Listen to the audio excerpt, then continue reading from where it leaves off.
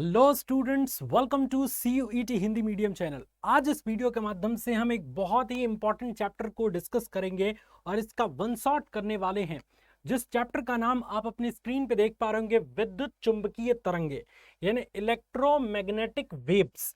ये क्या होती हैं और इनके जो इंपॉर्टेंट कॉन्सेप्ट हैं वो क्या हैं, इनसे कैसे क्वेश्चंस आपके CUET एग्जाम में बन सकते हैं, बोर्ड एग्जाम्स में बन सकते हैं, इन सबको देखेंगे।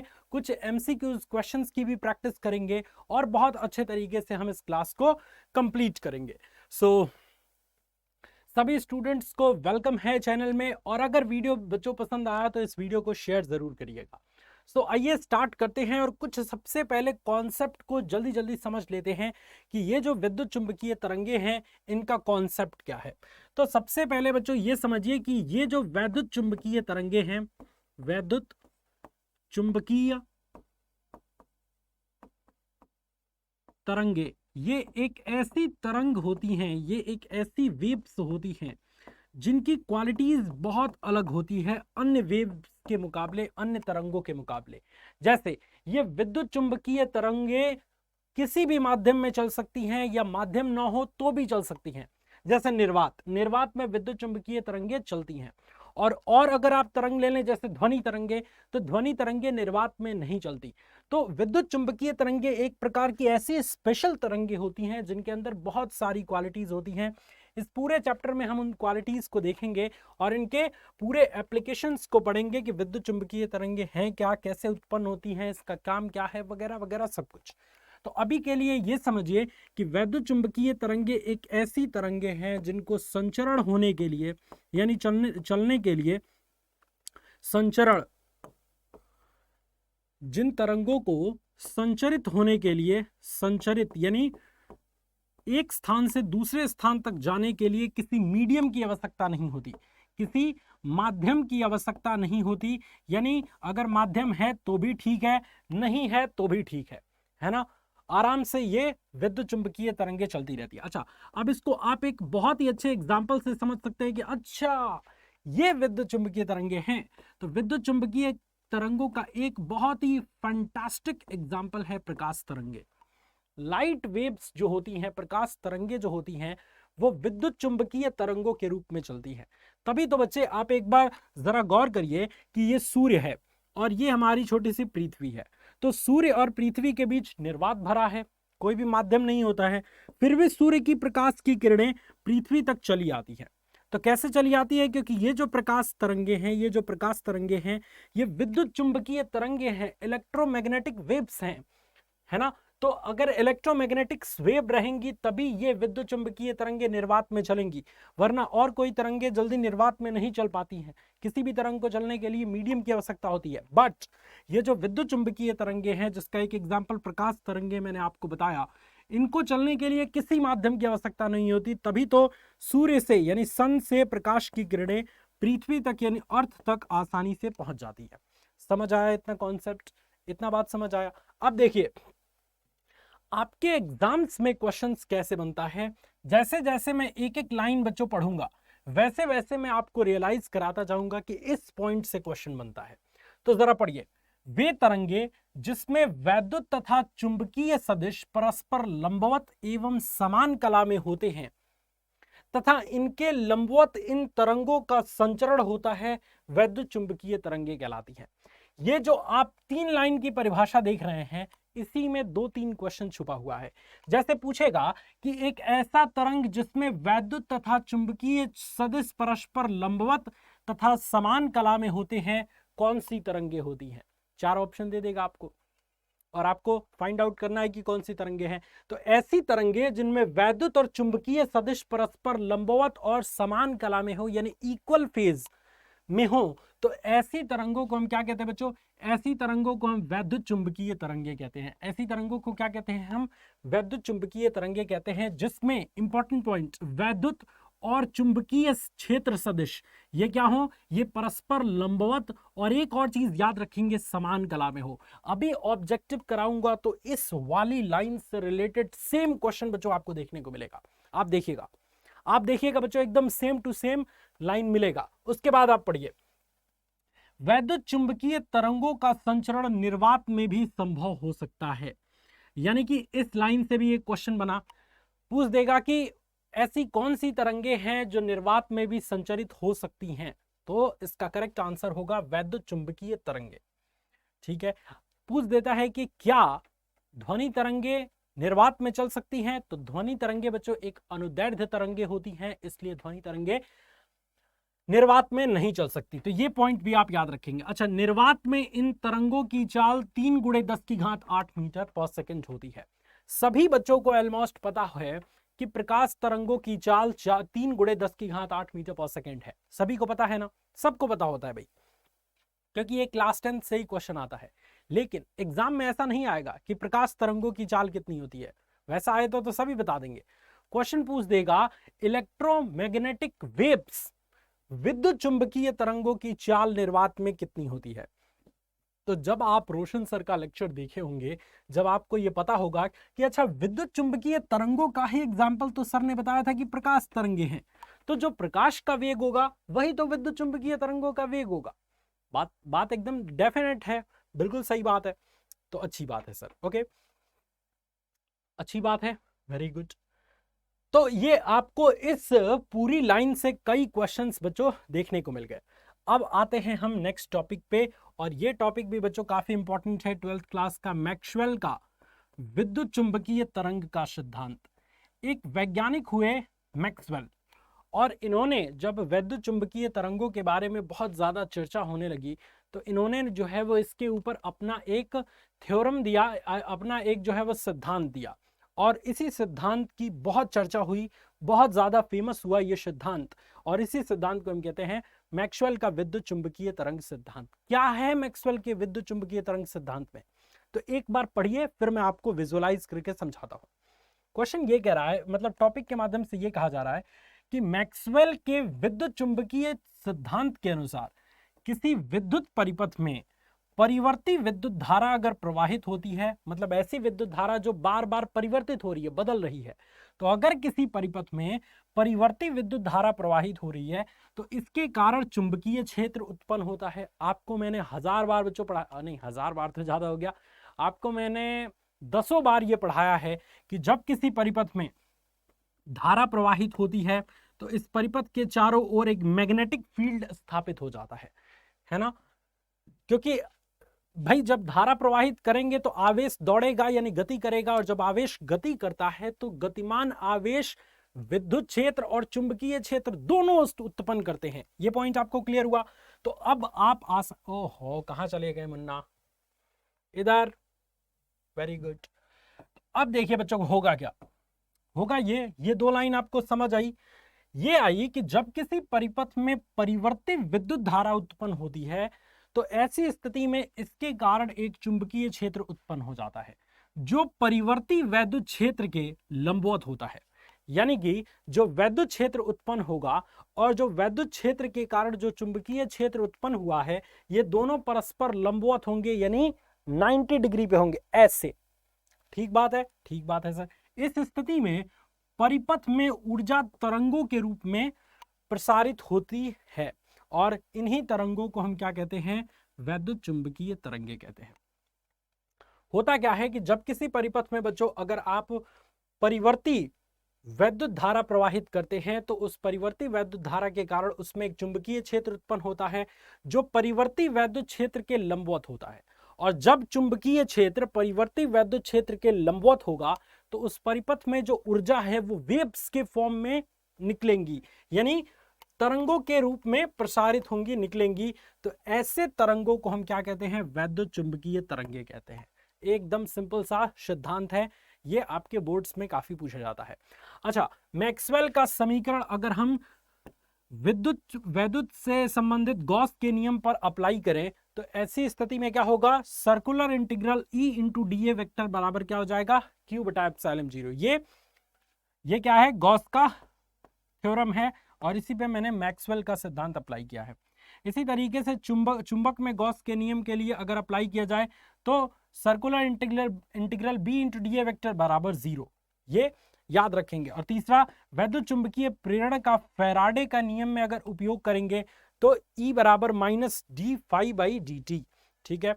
और एम्पियर का अगर परिपथीय नियम में करेंगे तो circular integral B into D L vector बराबर म्यू जीरो और आई सी प्लस आई डी, ठीक है। ठीक है बच्चों, बात समझ आ रही है? Very good. तो ये पॉइंट आप याद रख लेंगे। बाकी मेन पॉइंट पे चलते हैं जिनसे क्वेश्चंस बनते हैं। सो आपके एग्जाम में अर्थात सीयूईटी और बोर्ड्स के एग्जाम में जो क्वेश्चंस बनेंगे बच्चों वो इस पॉइंट से ज्यादा बनेंगे, और एक एक करके हम सभी पॉइंट्स को डिस्कस करेंगे। आप देख सकते हैं बच्चों यहाँ पे पॉइंट्स के रूप में हर चीज बताया गया है। यहाँ पे देखिए हर पॉइंट्स के रूप में कुछ कुछ महत्वपूर्ण बातें बताई गई हैं, और अगर इन महत्वपूर्ण बातों को आपने समझ लिया तो डेफिनेटली आपका क्वेश्चन आपके इसी पॉइंट से निकल के आएगा। एक एक पॉइंट है, आराम से हम समझेंगे और बिल्कुल जल्दबाजी नहीं करेंगे, ताकि हमें सारी चीजें वन शॉट के जरिए क्लियर हो जाए। सबसे पहली चीज तो बच्चों यही है कि विद्युत चुंबकीय तरंगों के संचरण में जो वैद्युत क्षेत्र होता है और जो चुंबकीय क्षेत्र होता है, इन दोनों के सदिश परस्पर लंबवत और समान कला में होते हैं। एक पॉइंट आपको ये याद रखना है। इन तरंगों की प्रकृति क्या होती है? अनुप्रस्थ होती है। अब देखिए यहीं से एक क्वेश्चन बन गया। क्वेश्चन पूछेगा कि विद्युत चुंबकीय तरंगों की प्रकृति कैसी होती है, तो जितनी भी विद्युत चुंबकीय तरंगे हैं बच्चों उन सभी की प्रकृति अनुप्रस्थ प्रकृति होती है। एग्जाम्पल के तौर पे बच्चों आप प्रकाश तरंगों को ही देख लीजिए। प्रकाश तरंगों को ही देख लीजिए तो प्रकाश तरंग को अगर आप देखेंगे तो ये प्रकाश तरंग क्या होती है? अनुप्रस्थ तरंग होती है। अनुप्रस्थ तरंग होती है। तो इसको आप याद रखेंगे कि जो विद्युत चुंबकीय तरंगों की प्रवृत्ति होती है वो क्या होती है बच्चों?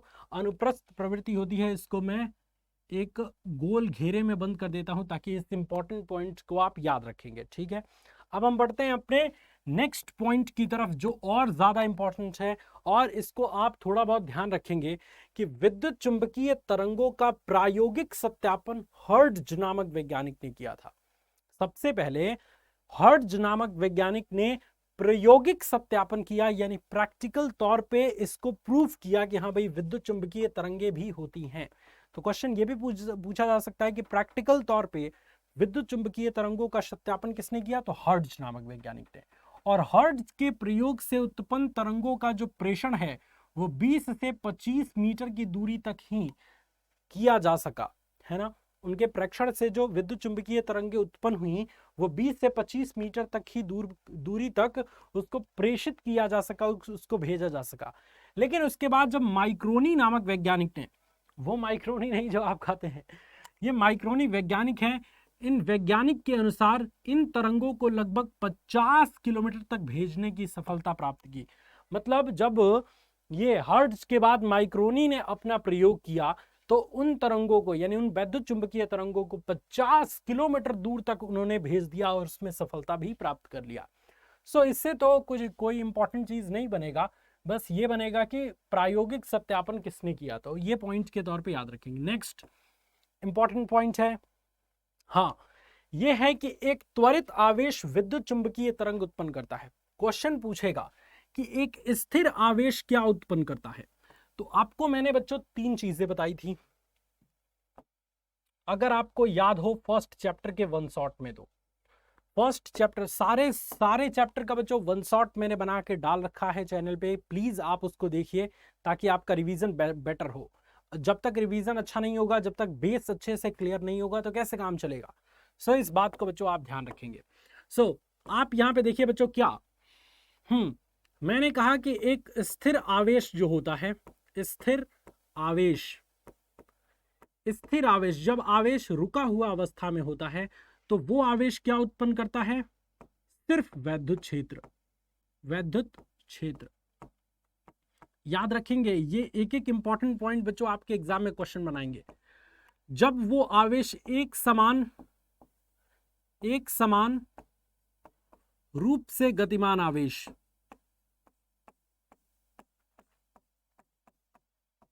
एक समान रूप से गतिमान आवेश, अगर कोई आवेश एक समान रूप से गतिमान है यानी यूनिफॉर्म मोशन कर रहा है, तो ऐसी स्थिति में वो आवेश क्या उत्पन्न करेगा? वैद्युत क्षेत्र भी उत्पन्न करेगा बच्चों, और साथ साथ चुंबकीय क्षेत्र भी उत्पन्न करेगा। चुंबकीय क्षेत्र भी वो आवेश उत्पन्न करेगा। ये पॉइंट बच्चों आपको याद रखना है। और तीसरा और सबसे इंपॉर्टेंट पॉइंट कि जब आवेश त्वरित गति करता है, कैसी गति? त्वरित गति करता है, यानी उसका वेग अब यूनिफॉर्म नहीं रहा, वो एक समान वेग से नहीं गया। कभी वो आवेश ऐसे जा रहा है, कभी एकदम धीरे, कभी एकदम तेज, फिर कभी एकदम धीरे, मतलब उसके वेग में लगातार परिवर्तन हो रहा है। अगर आवेश त्वरित गति कर रहा है तो वो तीन चीजें उत्सर्जित करता है। सबसे पहला तो वैद्युत क्षेत्र, उसके बाद वो उत्सर्जित करता है बच्चों क्या? चुंबकीय क्षेत्र, और तीसरी चीज वो उत्पन्न करता है बच्चों क्या? वैद्युत चुंबकीय तरंगे। क्या? वैद्युत चुंबकीय तरंगे। ये तीन चीजें वो उत्पन्न करता है। उम्मीद है बच्चों और पूरा विश्वास है कि आप इन सभी पॉइंट्स को कैप्चर किए होंगे अपने दिमाग में। तो अगर आप इस लाइन को ध्यान से पढ़ते हैं कि एक त्वरित आवेश क्या उत्पन्न कर सकता है, तो विद्युत चुंबकीय तरंगे उत्पन्न करता है। तो क्वेश्चन में पूछ देगा कि एक त्वरित आवेश क्या उत्पन्न करता है, और चार ऑप्शन दे देगा, वैद्युत क्षेत्र, चुंबकीय क्षेत्र, या वैद्युत चुंबकीय तरंगे, या उपरोक्त सभी। तो क्या लगाएंगे आप? मुझे कमेंट में जरूर बताइएगा, मैं वेट करूंगा आप सभी के आंसर को। चलिए, तो अब ये पॉइंट तो आपने देख लिया, इसमें कुछ और चीजें हैं कि एक विद्युत द्विध्रुव वैद्युत चुंबकीय तरंगों का मौलिक स्रोत है। नेक्स्ट पॉइंट, निर्वात में वैद्युत चुंबकीय तरंगों की चाल कितनी होती है? तो एक रिलेशन होता है बच्चों, जो निर्वात में तरंगों की चाल और निर्वात की विद्युतशीलता और निर्वात की चुंबकशीलता में संबंध प्रदर्शित करता है, और वो संबंध है C बराबर 1/√में μ0 × ε0। या पूछ देगा कि विद्युत चुंबकीय तरंगों की चाल कितनी होती है, तो 3 × 10⁸ मीटर/सेकंड होती है। अच्छा, पूछ देगा कि माध्यम में विद्युत चुंबकीय तरंगों की चाल कितनी होती है, तो वो V बराबर 1/√में μ0 ε0, ये वाली वैल्यू से निकाल सकते हैं। ये सब 12th में पढ़े हैं। एक पॉइंट जो अभी ऊपर मैंने बताया था बच्चों, ये वाला यहाँ पे याद रखिए, अनुप्रस्थ, वो यहाँ पे इंडिविजुअल रूप से इसलिए लिखा गया है क्योंकि वो जो पॉइंट मैंने बताया था वो बहुत बहुत बहुत ज्यादा इंपॉर्टेंट है। आप मानेंगे नहीं, लेकिन बहुत इंपॉर्टेंट है बच्चों, और मानना ही पड़ेगा आपको, क्यों नहीं मानेंगे, इंपॉर्टेंट है भाई। इसीलिए यहाँ पे 2 बार लिखा गया है कि विद्युत चुंबकीय तरंगों की प्रकृति अनुप्रस्थ होती है, और ऊपर भी पढ़िए, लंबवत होने के कारण इन तरंगों की प्रकृति अनुप्रस्थ होती है। यानी कि क्वेश्चन पूछ देगा कि विद्युत चुंबकीय तरंगों की प्रकृति कैसी होती है, अनुप्रस्थ, अनुदैर्ध्य, या समान, उपरोक्त दोनों, या इनमें से कोई नहीं। तो आपको पता होना चाहिए कि विद्युत चुंबकीय तरंगों की प्रकृति अनुप्रस्थ होती है। ठीक है, एग्जाम्पल मैंने यहाँ पे दिया था प्रकाश तरंगों का। नेक्स्ट, एक ऐसा इंपॉर्टेंट फॉर्मूला जिससे विद्युत चुंबकीय तरंगों के न्यूमेरिकल्स ज्यादा से ज्यादा सॉल्व होंगे। सो वो फॉर्मूला क्या है? विद्युत क्षेत्र E और चुंबकीय क्षेत्र B तथा प्रकाश के वेग c में निम्न संबंध होता है। प्रकाश की चाल c बराबर होता है बच्चों क्या? E/v। इस क्वेश्चन को आप एक MCQ टाइप से भी देख सकते हैं। क्वेश्चन ये पूछा जाएगा कि विद्युत क्षेत्र, चुंबकीय क्षेत्र और प्रकाश की चाल में क्या संबंध होता है, और 4 ऑप्शन दे देगा जिसमें एक राइट आंसर होगा। तो आपको बस ये रिलेशन याद कर लेना है बच्चों कि C बराबर, यानी विद्युत चुंबकीय, ये प्रकाश की चाल या विद्युत चुंबकीय तरंगों की चाल बराबर वैद्युत क्षेत्र बटा चुंबकीय क्षेत्र, सिंपल। अच्छा, एक और लास्ट पॉइंट बच्चों याद रखेंगे आप कि समतल विद्युत चुंबकीय तरंगों के लिए जो आप इसका समीकरण होता है वो होता है विद्युत क्षेत्र का समीकरण E बराबर E0 sin kx minus omega T, और चुंबकीय क्षेत्र का समीकरण होता है B बराबर B0 sin kx minus omega T. ठीक है, ये समतल विद्युत चुंबकीय तरंगों के लिए ये समीकरण है वैद्युत और चुंबकीय क्षेत्र का। ठीक है, अब देखिए कुछ और इंपॉर्टेंट चीज, वैद्युत चुंबकीय स्पेक्ट्रम क्या होता है, इसको समझना बहुत जरूरी है। प्रकाश का स्पेक्ट्रम बच्चों आपने बहुत बार पढ़ा होगा, एक बार याद करिए।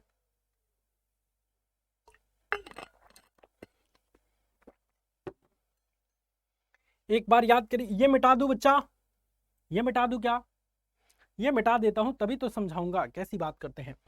सो इसको मिटा देता हूं। इसको उम्मीद है कि आप सभी नोट कर लिए होंगे, नोट नहीं किए हैं तो पीछे करके वीडियो नोट कर लीजिएगा, ठीक है। ये बहुत इंपॉर्टेंट पॉइंट था, इसलिए मैंने यहाँ पे लिखवा भी दिया।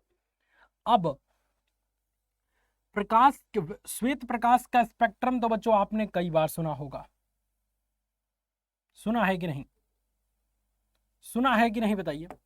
और वो स्पेक्ट्रम क्या था कि जब श्वेत प्रकाश किसी प्रिज्म से गुजरता है, जब श्वेत प्रकाश को बच्चों क्या किया जाता है, एक प्रिज्म से गुजारा जाता है, तो वो 7 रंगों में, वो क्या होता है, वो 7 रंगों में विभक्त हो जाता है। और इस घटना को हम क्या कहते हैं, प्रकाश का वर्ण विक्षेपण। और ये प्राप्त रंगों की पट्टी को हम क्या कहते हैं, स्पेक्ट्रम। और ये पट्टी क्या होती है, वीबग्योर, VIBGYOR, यानी रंगों की एक पट्टी होती है जिसमें वी से violet, indigo, blue, green, yellow, orange, red, यानी बैगनी, आसमानी, नीला, हरा, पीला, नारंगी और लाल, ये स्पेक्ट्रम होता है, ठीक है बच्चों। लेकिन इसके अलावा भी ये स्पेक्ट्रम तो हम देख सकते हैं, लेकिन ऐसे तरंगों को, चूंकि हम विद्युत चुंबकीय तरंगों को बच्चों देख नहीं सकते, ठीक है ना, तो इसलिए विद्युत चुंबकीय तरंगों का स्पेक्ट्रम प्राप्त होता है तो बैगनी रंग के नीचे और लाल रंग के ऊपर वाले जो स्पेक्ट्रम होते हैं वो हमें दिखाई नहीं देते, और उन स्पेक्ट्रम को हम कहते हैं विद्युत चुंबकीय स्पेक्ट्रम। और उन्हीं को अभी हम ट्रिक के माध्यम से सीखेंगे। वो जो स्पेक्ट्रम प्राप्त होता है उनका उपयोग पूछता है आपके एग्जाम में, उनकी तरंगदैर्घ्य की परास, आवृत्ति की परास, ये पूछता है एग्जाम में। तो आइए ना एक एक करके हम लोग इसको अच्छे से समझ लेते हैं। अब देखिए, एक चीज जो मैं आपको बताना चाहता हूं वो आप सबसे पहले एक ट्रिक के माध्यम से याद रख लेंगे, ठीक है। वो एक ट्रिक के माध्यम से आप याद रख लेंगे तो फिर जो है वो आपके लिए कोई दिक्कत नहीं होगा। वो वैद्युत चुंबकीय तरंगों के स्पेक्ट्रम में है, ठीक है, ओके।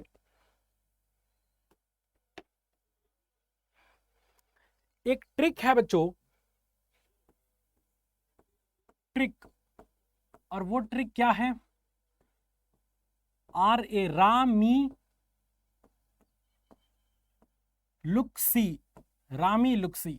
ये जब हम लोग बच्चे जब क्लास 12th में पढ़ते थे ना, तो हमारे टीचर्स ने ये वाला ट्रिक मुझे बताया था। सो मैंने सोचा कि आपको मैं बता दूं ताकि आपको याद करने में आसानी हो। रामी लुक्सी में ये रा का मतलब होता है बच्चों रेडियो तरंगे, रेडियो तरंगे, ठीक है, रेडियो वेव्स। और आप जानते हैं RA हमने ले लिया है यहाँ पे, किसी को कोई प्रॉब्लम यहाँ तक बताइए। और रेडियो, हाँ जी, बहुत बढ़िया, रेडियो वेव्स। अब यहाँ पे ये होता है माइक्रोवेव्स, और माइक्रो को हम कहते हैं सूक्ष्म तरंगे, और इंग्लिश में बच्चों इसको क्या कहते हैं, माइक्रोवेव्स। बच्चों इसको थोड़ा सा दूर दूर मुझे लिखना चाहिए था, बट कोई ना, आप एडजस्ट एक बार कर लीजिएगा। थोड़ा सा नजदीक नजदीक लिख गया है तो आप इसको एक बार देख लीजिएगा। माइक्रोवेव्स हो गया। उसके बाद से ये माइक्रो में ये जो आई है, M फॉर माइक्रो और I फॉर इंफ्रारेज, अवरक्त किरणें, अवरक्त किरणें, ठीक है, अवरक्त किरणें। L मतलब आपका क्या होता है, ये मैं यहां पे लिख देता हूं, और U मतलब भी होता है, X मतलब भी होता है, Y मतलब भी होता है। सो L फॉर बच्चों क्या होता है, विजिबल लाइट। विजिबल लाइट को हम क्या कहते हैं इंग्लिश में, दृश्य प्रकाश। तो यहां पे लिख देंगे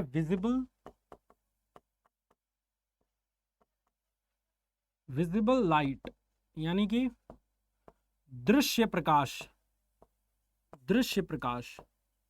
ये सभी स्पेक्ट्रम के नाम हैं जो आपको विद्युत चुंबकीय तरंगों में मिलेंगे। ये है बच्चों यू से अल्ट्रा रेज, अल्ट्रा रेज जिसको हम हिंदी में कहते हैं बच्चों पराबैंगनी, पराबैंगनी किरणें। और ये एक्स किरणें हो गई, एक्स किरणें, और ये हो गई बच्चों वाई से ये गामा किरणें, गामा किरणें। इसको आप गामा लिख दीजिएगा, जिन बच्चों को वाई पढ़ रहे हैं वो गामा किरणें पढ़ेंगे, ठीक है। तो ये रामी लुक्सी है। अब इस रामी लुक्सी में एक चीज आपको मैं याद दिला देता हूं। देखिए बच्चों, क्वेश्चन पूछ देता है कि जो विद्युत चुंबकीय तरंगों का स्पेक्ट्रम प्राप्त होता है उसमें किसका तरंग दैर्ध्य ज्यादा, यानी किसका वेव लेंथ ज्यादा होता है, किसकी आवृत्ति ज्यादा होती है। सो वेव लेंथ अगर पूछेगा, वेव लेंथ, वेव लेंथ मतलब तरंग दैर्ध्य, तरंग दैर्ध्य अगर पूछेगा इन स्पेक्ट्रम में इन तरंगों का, तो तरंग दैर्ध्य के लिए ये वाला सिंबल आप अपनाएंगे। ये वाला सिंबल मतलब क्या, शुरू में ज्यादा और फिर कम, फिर कम, फिर कम, फिर कम, फिर कम, और लास्ट में सबसे कम। यानी जो रा है, रेडियो तरंगे हैं, इनका वेव लेंथ यानी इनका तरंग दैर्ध्य सबसे ज्यादा होता है, और ये जो गामा किरणें हैं इनका तरंग दैर्ध्य सबसे कम होता है। कितनी शानदार ट्रिक बताई है बच्चे। तो इसलिए मैंने जो है वो सोचा कि आपको भी बताई जाए, ये ट्रिक बहुत ही कमाल की है। और फ्रीक्वेंसी यानी आवृत्ति के लिए, आवृत्ति के लिए just opposite, just opposite, just opposite, यानी कि अब ऐसे बन जाएगा आवृत्ति के लिए। मतलब इस रेडियो तरंग की आवृत्ति सबसे कम, और जैसे जैसे दूर जाएंगे बढ़ती जाएगी, तो गामा किरणों की आवृत्ति सबसे ज्यादा। Simple simple. और अब हम समझ लेते हैं कि जो स्पेक्ट्रम प्राप्त होता है इसमें कितनी किरणें, कितनी तरंगें हमें मिलती हैं। तो विद्युत चुंबकीय स्पेक्ट्रम से हमें क्या मिलता है बच्चों, एक तो गामा किरणें मिलती है जो कि आपको लुक्सी एक्स वाई, वाई जो बताया था वो गामा किरणें मिल गई, एक्स किरणें मिल गई, पराबैंगनी तरंगे मिल गई, दृश्य तरंगे मिल गई, औरक्त तरंगे मिल गई, सूक्ष्म तरंगे मिल गई, रेडियो तरंगे मिल गई। यानी बच्चों ये जो रामी लुक्सी में मैंने बताया वो सभी तरंगे तो मिल ही गई। तो अब बस आपको आवृत्ति और तरंग दैर्ध्य का झंझट खत्म कि किसका आवृत्ति ज्यादा होता है, किसका कम होता है। भाई रेडियो तरंगों की तरंग दैर्ध्य सबसे ज्यादा होता है और आवृत्ति सबसे कम होती है। गामा तरंगों की जो तरंग दैर्ध्य होती है वो गामा तरंगों की तरंग दैर्ध्य सबसे कम होती है, ये वाला देखिए, और गामा तरंगों की आवृत्ति सबसे अधिक होती है। ठीक है, एक चीज जो बच्चों आपको याद रखना है, और वो चीज मैं जानता हूं बच्चों की वो याद रखने में आपको थोड़ी सी डिफिकल्ट होगी, लेकिन अब क्या ही कर सकते हैं। बिना मेहनत के हासिल तख्तोताज नहीं होते, कि ढूंढ लेना अंधेरों में ही मंजिल अपनी, कि ढूंढ लेना अंधेरों में ही मंजिल अपनी, क्योंकि जुगनू कभी रोशनी के मोहताज नहीं होते। तो कुछ तो मेहनत करना पड़ेगा बच्चों। अब देखिए सारी चीजें मैं ट्रिक से ही आपको बता दूं तो फिर मेहनत किसको कहेंगे, मेहनत इसको थोड़ी कहेंगे। मैंने ट्रिक इसलिए बताया ताकि थोड़ी सी आपको आसानी हो जाए, बट जो चीजें मेहनत करके याद की जा सकती हैं, जो चीजें प्रैक्टिस करके याद की जा सकती हैं, वही आपको दूसरे छात्रों से आगे लेके जाएंगी, वही लेके जाएंगी। इसलिए आपको एक चीज याद रखना है कि जितनी भी तरंगे स्पेक्ट्रम के माध्यम से प्राप्त होती हैं उन तरंगों के तरंग दैर्ध्य की परास और आवृत्ति की परास एक बार लिखिएगा जरूर, उनका उपयोग लिखिएगा जरूर, तब याद हो जाएगा। तो एक बार मैं बता देता हूं आपको कि जो गामा तरंगे हैं इनके तरंग दैर्ध्य की रेंज जो होती है, परास जो होती है वो कितनी होती है, 1 × 10⁻⁻14 से 1 × 10⁻−10 मीटर तक। और आवृत्ति की रेंज कितनी होती है बच्चों, तो 3 × 10⁸ सेकंड से 3 × 10⁸ हर्ट्ज से 5 × 10⁻25 हर्ट्ज तक। और ये जो गामा किरणें हैं इसका उपयोग कैंसर कोशिकाओं को नष्ट करने में किया जाता है। मतलब अब तो जितनी भी भयंकर बीमारियां हैं, जैसे कैंसर नामक भयंकर बीमारी है, उसके कोशिकाओं को नष्ट करने के लिए हम गामा रेस का उपयोग करते हैं। तो ये उपयोग और इनके तरंग दैर्ध्य की परास हर तरंगों के लिए आप याद रखेंगे। जैसे यहाँ पे देखिए बच्चों, एक्स तरंगों की तरंग दैर्ध्य 1 × 10⁻11 से 3 × 10⁻8 तक है, और आवृत्ति की परास 3 × 10⁻19 से 1 × 10⁻16 हर्ट्ज तक है। और इसका उपयोग रोगों के निदान में किया जाता है, मतलब विभिन्न प्रकार का रोग, उनके उपचार में एक्स किरणों का उपयोग किया जाता है। ठीक है ना, एक्स रे के माध्यम से बहुत सारे रोगों की जांच होती है बच्चों। तभी तो कहा जाता है अरे इनका एक्सरे हुआ है, फलानवा का एक्सरे हुआ है क्या, तो वही है। तो बहुत सारे रोगों के निदान में एक्सरे का उपयोग किया जाता है। ठीक है, पराबैंगनी के लिए अगर ले लें अल्ट्रावायलेट के लिए, तो इसमें देखें तरंगदैर्घ्य की परास 1 × 10⁻8 से 4 × 10⁻7 मीटर तक होती है और आवृत्ति 3 × 10⁻16 से 8 × 10⁻14 हर्ट्ज तक होती है। इसका उपयोग नकली दस्तावेजों का पता लगाने के लिए किया जाता है। कई बार क्या होता है कि लोग नकली सर्टिफिकेट या नकली कोई भी डॉक्यूमेंट बनवा लेते हैं और कहते हैं अरे मैं PhD हूँ, मुझसे कौन बात करेगा भाई, है। तो ऐसा जो है वो करते हैं, लेकिन वो नकली होता है। सो वो नकली और असली का पता कौन कराता है, तो दृश्य प्रकाश की तरंगे जो होती हैं, नहीं पराबैंगनी जो होती है अल्ट्रावायलेट, वो सीधे पकड़ लेती है, अरे ये तो शातिर आदमी है भाई, इसको पकड़ो। तो उस तरीके से उसको पकड़ लिया जाता है। तो पराबैंगनी तरंगों का उपयोग क्या किया जाता है, नकली दस्तावेजों को पकड़ने के लिए किया जाता है। अब आगे बात आती है दृश्य तरंगों की।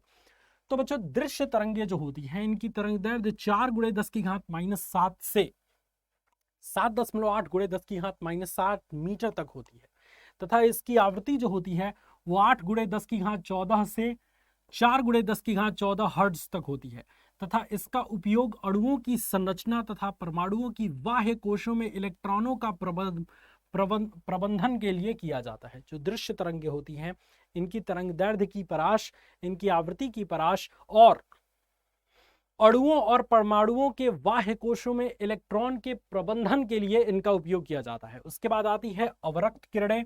इनके तरंगदैर्घ्य की परास ये है, आवृत्ति की परास ये है, याद रख लीजिएगा। और इनका उपयोग जो है वो पौधशालाओं में गर्म रखने एवं धुंध में स्पष्ट दिखाई देने के लिए किया जाता है। ठीक है ना, ये पॉइंट आपको याद रखना है। सूक्ष्म तरंगे, इनकी तरंगदैर्घ्य की परास ये रही, आवृत्ति की परास ये रही और इनका प्रयोग विमान संचालन तथा रडार प्रणाली में किया जाता है, माइक्रोवेव्स का उपयोग। और रेडियो तरंगे लास्ट में आप याद रखेंगे, इनकी तरंगदैर्घ्य बहुत ज्यादा होती है और आवृत्ति बहुत कम होती है। सो इसको आप याद रखेंगे कि इसकी तरंगदैर्घ्य की परास ये है और इनकी आवृत्ति की परास ये है। इनका उपयोग रेडियो एवं दूरदर्शन की संचार प्रणाली, कम्युनिकेशन में इनका उपयोग ज्यादा किया जाता है। ओके, अब लास्ट पॉइंट आपको ये याद रखना है बच्चों कि विद्युत क्षेत्र का औसत ऊर्जा घनत्व का फॉर्मूला आता है। तो औसत ऊर्जा घनत्व UE बराबर आप तो जानते हैं, मैंने संधारित्र चैप्टर में पढ़ाया था आपको 1/2 एप्सिलॉन 0 E²। लेकिन चुंबकीय क्षेत्र का औसत ऊर्जा घनत्व क्या होता है, तो 1/2 B0 का स्क्वायर और बटे में μ0। और अगर हम विद्युत चुंबकीय तरंगों का ऊर्जा घनत्व देखें तो विद्युत चुंबकीय तरंगे क्या होती है, वैद्युत क्षेत्र और चुंबकीय क्षेत्र जिन तरंगों में सम्मिलित होते हैं, तो इनका आपका जो है वो ऊर्जा घनत्व और इनका ऊर्जा घनत्व दोनों को जोड़ देंगे, हमारा विद्युत चुंबकीय तरंगों का ऊर्जा घनत्व का सूत्र आ जाएगा। तो ये याद रखिएगा, हो सकता है कि इस पे रिलेटेड क्वेश्चंस आपके स्क्रीन पे दे दिया जाए। तो अब बताइए मुझे कि थ्योरेटिकल हिस्सा आपको पसंद आया। अभी हम न्यूमेरिकल्स और क्वेश्चन आंसर पे चलेंगे। पहले मुझे बता दीजिए कि जितनी पॉइंट्स मैंने आपको विद्युत चुंबकीय तरंगों में बताई, क्या सबको आपको समझ आया, सब मजा आया पढ़ के?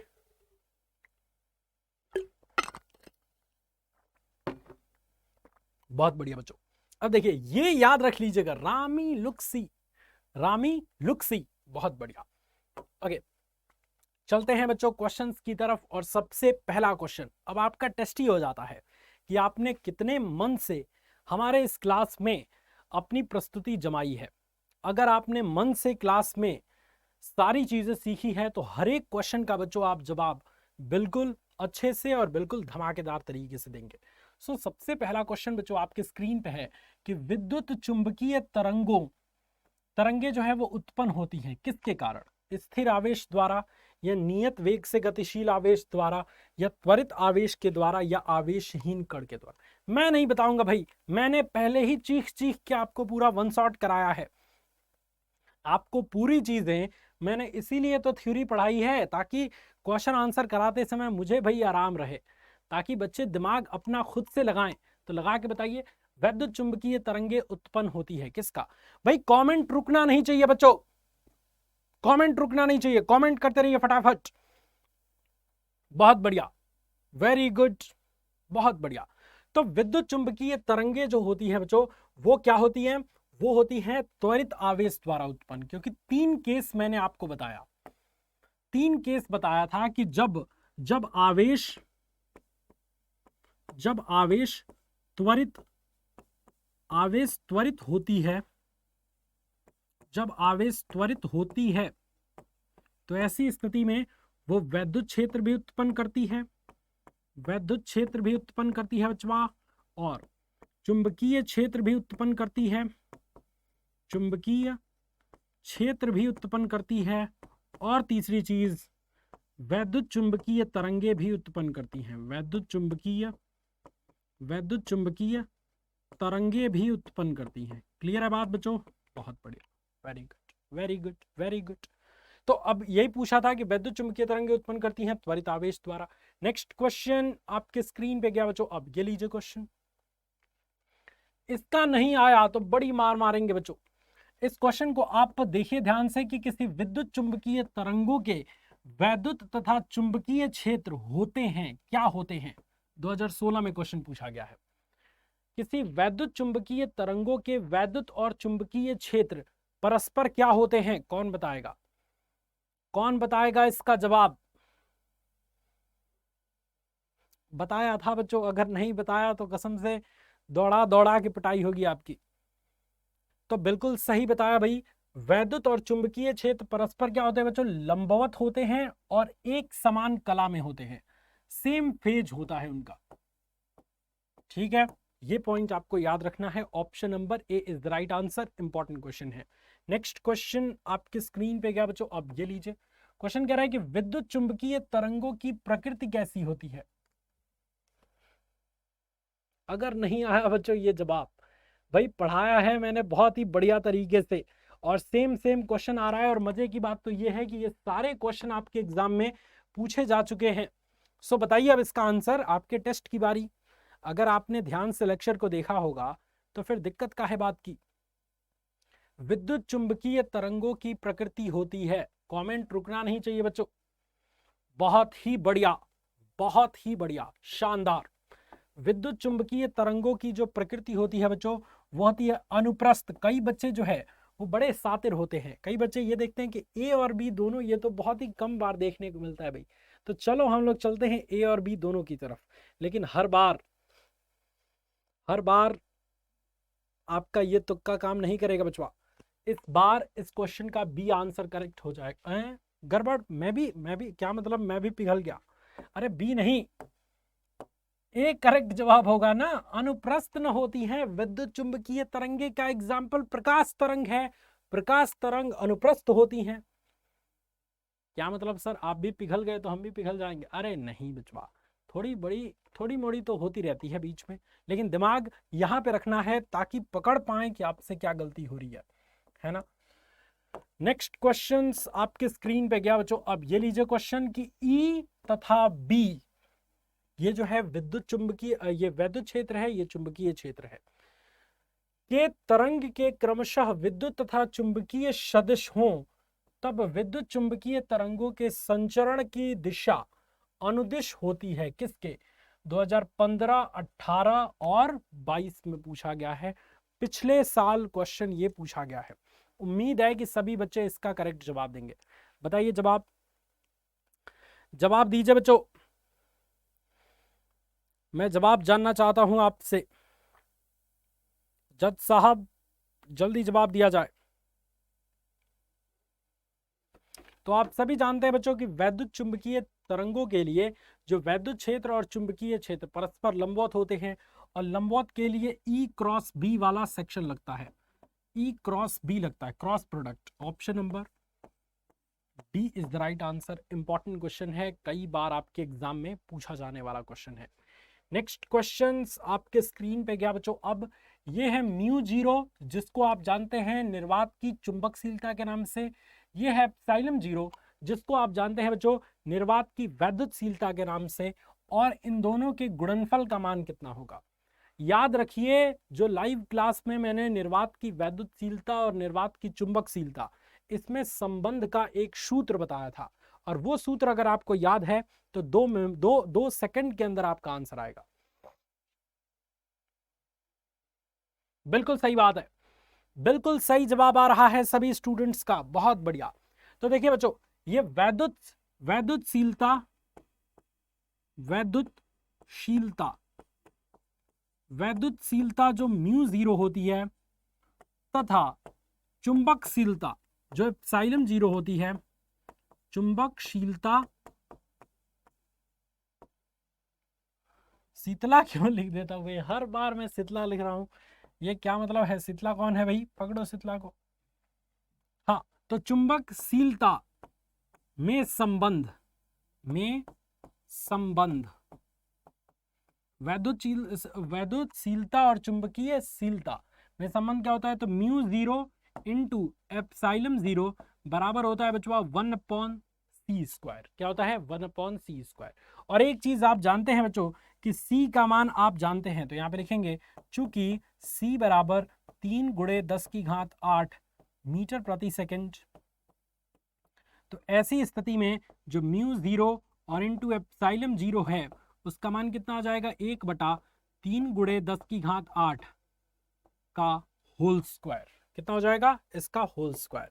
तो ऑप्शन क्या हो जाएगा बच्चों? ऑप्शन नंबर, अरे वाह, option number B is the right answer. दिख गया तो सीधे इसका करेक्ट जवाब आपको लगाना है। मजा आया बच्चों? अरे बोलते क्यों नहीं है? मजा आया? बहुत बढ़िया। नेक्स्ट क्वेश्चन आपके स्क्रीन पे गया, अब ये लीजिए क्वेश्चन कह रहा है कि किसी विद्युत चुंबकीय तरंगों में विद्युत क्षेत्र का आयाम 5 वोल्ट प्रति मीटर है। चुंबकीय क्षेत्र का आयाम हमें बताइए। 4 ऑप्शन आपके स्क्रीन पे है और NCERT का क्वेश्चन है, काफी इंपॉर्टेंट है। और आप तो जानते ही हैं बच्चों कि चाहे कोई भी कॉम्पिटिटिव एग्जाम्स की बात हो, चाहे कोई भी बोर्ड एग्जाम्स की बात हो, प्रायोरिटी NCERT क्वेश्चंस की ज्यादा रहती है। सो NCERT क्वेश्चंस है ये, तो जल्दी से बताइए इसका आंसर। बहुत बढ़िया, जल्दी, लेट नहीं करना है। बहुत बढ़िया। देखिए बच्चों, मैंने आपको शुरू में जब थ्योरी पढ़ा रहा था तो आपको क्या बताया था कि विद्युत क्षेत्र और चुंबकीय क्षेत्र में क्या रिलेशन होता है? तो C बराबर होता है E/B। ठीक बात है, बिल्कुल सही बात है सर। तो अगर आप B का मान निकालेंगे, चुंबकीय क्षेत्र का आयाम, तो ये हो जाएगा E/C। E का मान है 5 और C का मान तो बच्चों पूरी दुनिया जानती है, आपको बताने की क्या जरूरत है भाई। C मतलब प्रकाश की चाल, 3 × 10⁸। ये 10 ऊपर जाएगा -8, और ये 3 से काटेंगे तो 3 कम 3, 2 बचा, 3 छक 18, फिर 2 बचा, 3 छक 18, फिर 2 बचा, 3 छक 18, यानी 1.67 इंटू 10⁻⁻8 आ गया। और टेस्ला होता है, आप सभी जानते हैं, चुंबकीय क्षेत्र का मात्रक। तो इसमें से कौन सा है भाई सही जवाब? Option number B is the right answer. और इसका मात्रक भी लिख दीजिए, टेस्ला।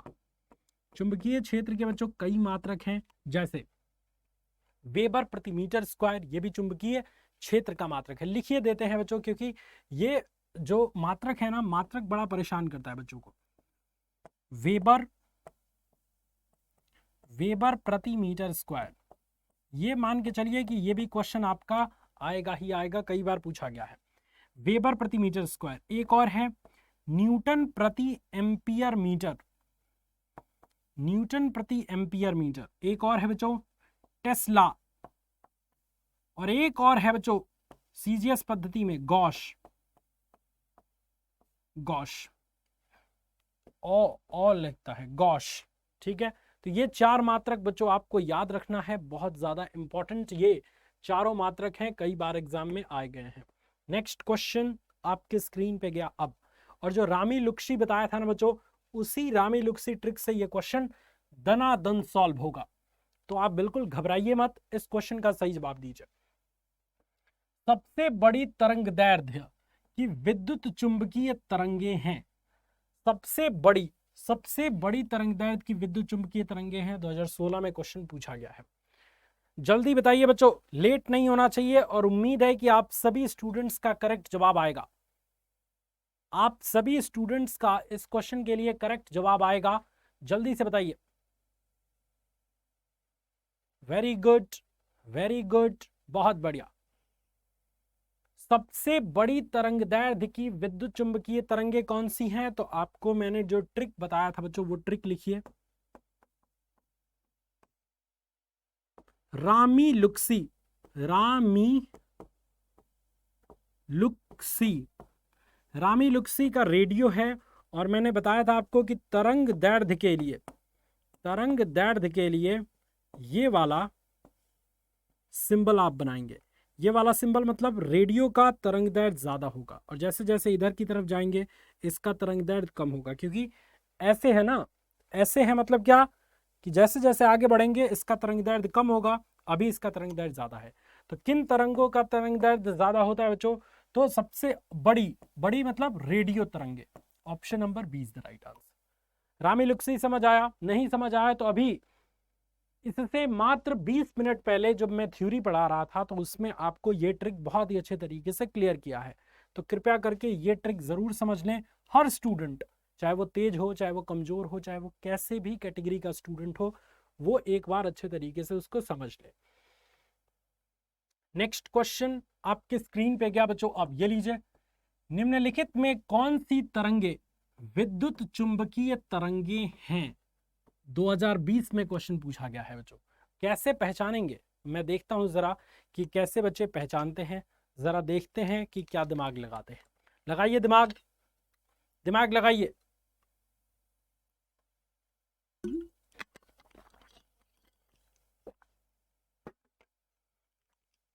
निम्नलिखित में से कौन सी तरंगे वैद्युत चुंबकीय तरंगे हैं? ध्वनि तरंगे, या ऊष्मा तरंगे, या जल तरंगे, या रस्सी में उत्पन्न तरंगे? देखिए इसको आप अब ऑप्शन से काटिए। क्या ध्वनि तरंगे होगा? मैं यहां पे बोल रहा हूं बच्चों, तब तो आपको आवाज सुनाई दे रही है, यानी कि मेरे और कैमरे के बीच में वायु है, तभी ये ध्वनि जो है वो माध्यम में से होके वहां तक पहुंच रही है। सपोज करिए कि कोई माध्यम यहां पे ना हो, निर्वात में मैं बोलूं, तो निर्वात में क्या ध्वनि चलती है? नहीं चलती बचवा। निर्वात में ध्वनि नहीं चलती, तो निर्वात, ये जो ध्वनि है ये एक विद्युत चुंबकीय तरंगे नहीं है। जल के बारे में बात करें तो जल किसमें, पानी में चलता है जल? बिल्कुल चलता है भाई। तो जल क्या है? एक माध्यम है, तो ये भी नहीं है। रस्सी में उत्पन्न तरंगे, रस्सी में अगर तरंग उत्पन्न करेंगे तो वो हवा में ही तो है। रस्सी को आप हवा में ऐसे ऐसे करेंगे तभी तो होगा, निर्वात में कुछ भी नहीं होगा उसमें, तो ये भी नहीं होगा। ऊष्मा तरंगे बिल्कुल है, क्योंकि जो प्रकाश की किरणें सूरज से, जो सन से प्रकाश की किरणें पृथ्वी तक आती है, अर्थ, अर्थ तक आती है, ये ऊष्मीय विकिरण ही होती है, रेडिएशन होता है बच्चों, और ये ऊष्मीय तरंगों के रूप में चलती है। तो जो ऊष्मा तरंगे हैं, हीट वेव्स, वो क्या है? वो क्या है बच्चों? वो एक विद्युत चुंबकीय तरंगे हैं। याद रखिएगा, एक एक पॉइंट करके क्लियर मैं आपको बता रहा हूं। नेक्स्ट क्वेश्चन आपके स्क्रीन पे गया। अब निम्नलिखित में कौन सा विद्युत चुंबकीय तरंगे नहीं है? अरे वाह, जो चीज चाहिए था वही क्वेश्चन के रूप में आया है बच्चों। कई बच्चे कंफ्यूज रहते हैं कि ये होगा या नहीं होगा। और देखिए ना, ये क्वेश्चन एग्जामिनर कितनी बार दिया है? 1 2 3 4, 4 बार क्वेश्चन दिया है, मतलब कुछ तो है। और बहुत सारे बच्चे इसी में कंफ्यूज हो जाते हैं कि कौन सी किरणें या कौन सी तरंगे विद्युत चुंबकीय तरंगे नहीं है। बचवा एक गारंटी मैं देके कहता हूं कि वो रामी लुक्सी जो ट्रिक है ना, वो ट्रिक आपको बहुत सारे क्वेश्चन सही करवाएगी। इसलिए वो ट्रिक को याद रख लीजिएगा, और ध्यान से नहीं देखे तो 20 मिनट पहले वीडियो के चले जाइए और ध्यान से देख लीजिए। अब ये क्वेश्चन भी हम रामी लुक्सी वाले ट्रिक से करेंगे।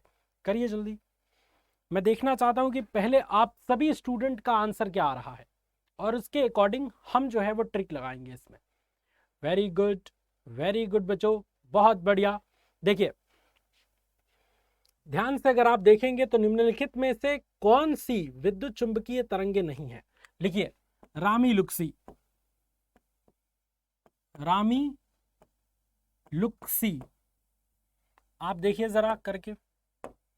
अल्फा किरणें, उसको छोड़ दीजिए। गामा किरणें है, गामा किरणें है तो ये विद्युत चुंबकीय तरंगे हैं। उसके बाद अवरक्त किरणें, इंफ्रारेज आई, अवरक्त किरणें ये भी है, ठीक है। उसके बाद एक्स किरणें ये भी है, एक्स किरणें। जो अल्फा किरणें होती हैं, जो जो बच्चों क्या होती हैं, जो अल्फा किरणें होती हैं, अल्फा किरणें जो होती हैं वो वैद्युत चुंबकीय तरंगे, अल्फा किरणें वैद्युत चुंबकीय तरंगे, वैद्युत चुंबकीय तरंगे नहीं होती हैं। ये पॉइंट याद रखेंगे, ये वैद्युत चुंबकीय तरंगे नहीं होती हैं। ये एक हीलियम का नाभिक होता है। अल्फा किरणें क्या होती हैं, एक हीलियम की नाभिक होती हैं। ये पॉइंट आप याद रखेंगे। सो इस क्वेश्चन का करेक्ट जवाब हो जाएगा अल्फा किरणें, क्योंकि कह रहा है कि नहीं है। ध्यान से पढ़िए, कुछ बच्चे जल्दबाजी में पता है क्या पढ़ लेते हैं, निम्नलिखित में से वैद्युत चुंबकीय तरंगे हैं, तो अब उनको सब सही लगने लगता है। और कई बार एग्जामिनर भी कंफ्यूज करने के लिए उपरोक्त सभी दे देगा, वो उपरोक्त सभी को मार के चले आएंगे। इसलिए क्वेश्चन को ध्यान से पढ़ना जरूरी है। नेक्स्ट क्वेश्चन बच्चों आपके स्क्रीन पे है, ये लीजिए। क्वेश्चन कह रहा है कि निम्नलिखित में से कौन सी विद्युत चुंबकीय विकिरण की तरंगदैर्ध्य न्यूनतम है। बच्चों फिर अगेन रामी लुक्सी, अगेन बच्चों रामी लुक्सी अगर आप ट्रिक को अपना लिए, ये क्वेश्चन ऐसे सॉल्व होगा, पक्का है। आज रामबाण बच्चों मैंने बता दिया आपको, रामबाण, रामी लुक्सी is the very fantastic trick for every student. बताइए, देखिए न्यूनतम, अरे मामा किधर गए, ये रहा। न्यूनतम तरंग दैर्ध्य यानी वेव लेंथ, तरंग दैर्ध्य क्या चाहिए, तो तरंग दैर्ध्य चाहिए बच्चों न्यूनतम, न्यूनतम यानी मिनिमम तरंग दैर्ध्य किसकी चाहिए, तो आप लिखिए ना रामी लुक्सी, रामी लुक्सी। और मैंने आपको बताया था कि जब रामी लुक्सी वाले ट्रिक में तरंग दैर्ध्य की बात होगी तो ये वाला आप चित्र बना दीजिएगा, यानी जो पहले आएगा उसका तरंग दैर्ध्य ज्यादा, जो बाद में पड़ेगा उसका तरंग दैर्ध्य सबसे कम होगा। तो बाद में क्या पड़ रहा है, गामा किरणें, बाद में क्या पड़ रहा है बच्चों, गामा किरणें। तो गामा किरणों की तरंग दैर्ध्य जो होगी, वेव लेंथ यानी तरंग दैर्ध्य सबसे न्यूनतम होगी, सबसे कम होगी। क्या रामी लुक्सी ट्रिक मजा आया बच्चों? अगर मजा आ गया तो कमेंट में लिख दीजिएगा कि सर रोशन सर बवाल है ट्रिक, ठीक है, इंपॉर्टेंट है ट्रिक, और इसलिए मैंने आप सभी के साथ शेयर किया। नेक्स्ट क्वेश्चन आपके स्क्रीन पे गया बच्चों। अब ये क्वेश्चन देखिए, क्वेश्चन ये है कि विद्युत चुंबकीय विकिरण स्पेक्ट्रम में अवरक्त किरणों का आवृत्ति परास कितना है। अनफॉर्चुनेटली बच्चों मैंने जो कहा वही हुआ। देखिए मैंने क्या कहा कि सभी तरंगों के तरंग दैर्ध्य की परास और आवृत्ति की परास आप याद कर लीजिएगा, क्योंकि कभी कभी दे देता है क्वेश्चन में, और पहले नहीं देता था बच्चों, इस साल पिछले साल 2022 में ही ये क्वेश्चन दे दिया है। तो अब तो स्टूडेंट्स को मजबूरी है भाई कि तरंग दैर्ध्य और आवृत्ति की परास याद करनी ही करनी पड़ेगी, वरना अगर पूछ दिया तो फिर हो गया गड़बड़। तो बताइए क्या होगा, परास कितना होगा बच्चों इसका, अवरक्त के लिए पूछ रहा है। देखिए इस क्वेश्चन के लिए हो जाएगा, अगर आप याद रखेंगे तो यहाँ पे आवृत्ति के लिए जो परास हो जाएगा बच्चों वो हो जाएगा 3 गुणे 10 की घात 12 से 3 गुणे 10 की घात 14 हर्ट्ज तक, ठीक है। नहीं विश्वास है तो आइए दिखाता हूँ, आइए दिखाता हूँ बच्चों।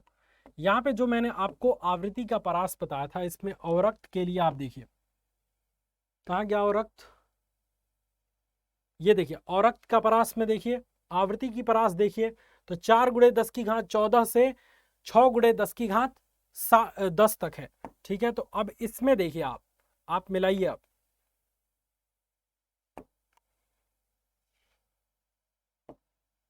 चार गुणे 10 की घात 14 से 6 गुणे 10 की घात 10 तक है। तो यहां पे आप देख सकते हैं ये 10 की घात 16 हो गया, तो ये तो बहुत ज्यादा हो गया भाई, तो ये तो होगा नहीं सीधे। ये क्या हो जाएगा बच्चों, ये बिल्कुल भी नहीं होगा, ये 10 की घात 16 गया। और 10 की घात फिर 16, ये भी नहीं होगा, इनमें से कोई नहीं होगा ही नहीं, तो ये हो जाएगा 3 गुणे 10 की घात 12 से 3 गुणे 10 की घात 14 तक, इन्हीं के बीच होती है इनकी आवृत्ति की परास। ठीक बात है, बिल्कुल सही बात है सर। नेक्स्ट क्वेश्चन आपके स्क्रीन पे गया बच्चों, अब ये लीजिए। मैंने बोला था ना बच्चों कि आवृत्ति और तरंग दैर्ध्य का परास इंपॉर्टेंट है, क्योंकि पिछले साल ये क्वेश्चन पूछ के ये टॉपिक और इंपॉर्टेंट बना दिया गया है। ठीक है, बिल्कुल सही है सर। तो इस क्वेश्चन को देखिए, विद्युत चुंबकीय विकिरण स्पेक्ट्रम में रेडियो आवृत्ति की परास क्या होती है? रेडियो आवृत्ति की परास कितनी होती है बताइए। रेडियो तरंगों में आवृत्ति की परास कितनी होती है, कौन बताएगा?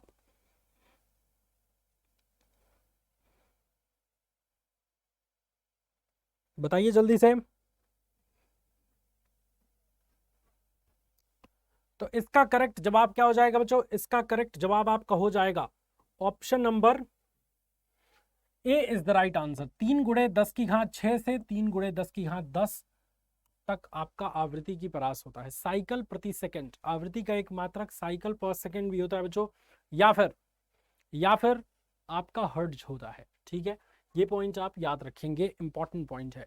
नेक्स्ट और लास्ट क्वेश्चन बच्चों आपके स्क्रीन पे गया, ये लीजिए। अब क्वेश्चन कह रहा है कि विद्युत चुंबकीय तरंगों के विद्युत तथा चुंबकीय क्षेत्र सदिशों में कालांतर कितना होता है? फेज डिफरेंस कितना होता है? विद्युत चुंबकीय तरंगों के वैद्युत तथा चुंबकीय क्षेत्र सदिश में कालांतर कितना होता है? तो आप जानते हैं कि दोनों क्या होते हैं? परस्पर लंबवत और समान कला में होते हैं। तो जब परस्पर लंबवत और समान कला में होंगे तो ऐसी स्थिति में उनके बीच कालांतर कितना होगा? तो कालांतर 90 डिग्री का होता है। कितने? 90 डिग्री का होता है। यानी 90 डिग्री मतलब π/2 हो गया। Option number C is the right answer. देख रहे हैं बच्चों, आप देख रहे हैं कितना इंपॉर्टेंट चीज है ये। बिल्कुल सही बात है। और इससे रिलेटेड न्यूमेरिकल्स भी आएंगे, तो वही वाला बात हो गया कि जितने भी ये वाला जो आपको फॉर्मूला मैंने बताया कि C बराबर होता है E/B सर, इसी पे आधारित न्यूमेरिकल्स आएगा। इसके अलावा C बराबर हो जाएगा आपका एक N लेमडा, तो N बराबर हो जाएगा C/λ। इससे रिलेटेड या इससे रिलेटेड या इससे रिलेटेड यही न्यूमेरिकल्स आएंगे। सिंपल होंगे, 2 चीज का मान दे देगा, एक पूछ देगा। तो ये है पूरा चैप्टर आपका। बच्चों अगर मजा आया तो आप मुझे बताइएगा जरूर। मैंने पूरी कोशिश किया कि आपको ये चैप्टर के थ्योरी से लेके हर एक चीज को बताया जाए। आप यहाँ पे देखेंगे, जो स्टूडेंट अभी जुड़े हैं वो यहाँ पे देख सकते हैं। आप यहाँ पे अगर एक बार गौर करेंगे बच्चों, तो पहले मैंने पूरी चीजों को आपको स्टेप, यहाँ तक कि एक लाइन का मतलब बताया है मैंने, तभी तो आप इतना आसानी से आंसर दे पाए हैं।